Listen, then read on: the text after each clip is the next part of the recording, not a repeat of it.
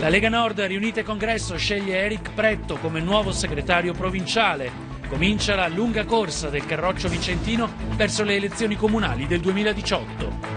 Al congresso leghista arriva il segretario federale Salvini all'indomani della rottura con Forza Italia e la base è con lui. Corriamo e vinciamo da soli. La Lega Nord, riunita a congresso, oggi ha scelto il suo nuovo segretario provinciale, Eric Pretto. Comincia così la lunga corsa del Carroccio anche verso le elezioni comunali del 2018.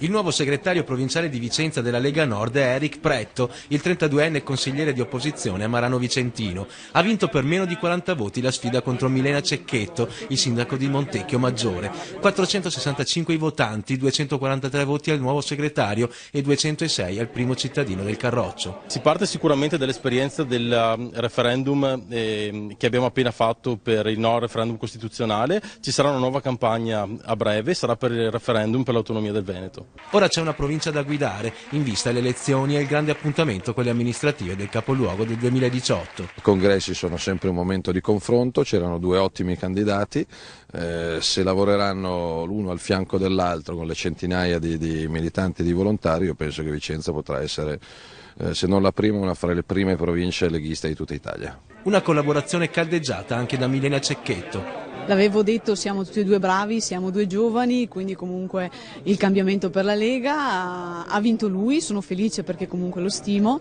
sarò d'aiuto se lo vorrà. Nessuna parola su Forza Italia da parte di Matteo Salvini e basta con i giochi della politica.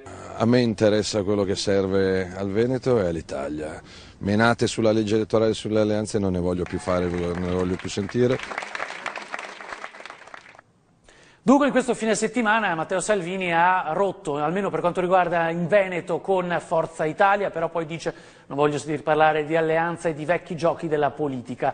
E dopo aver sentito lui abbiamo voluto sentire la base, la pancia della Lega. Cosa ne pensa? La giornata inizia presto all'Alfa Hotel di Vicenza. Poco prima delle 11 i delegati arrivano alla spicciolata per la registrazione. Una giornata intensa, alle telecamere è vietato entrare nella sala della votazione. Lì i due candidati parlano ai militanti. 666 il numero preciso degli aventi diritto al voto.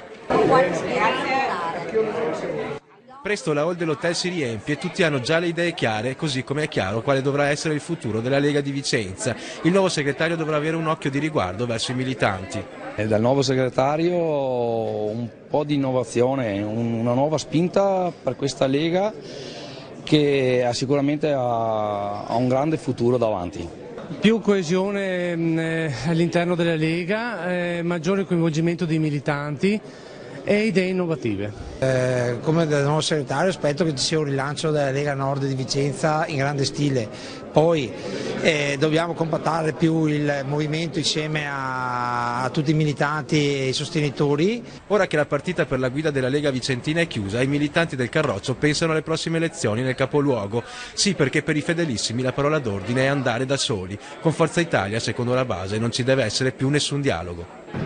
Da soli, bisogna provare da soli. A me piacerebbe correre da sola. Da soli, solo da soli. Abbiamo già subito troppo.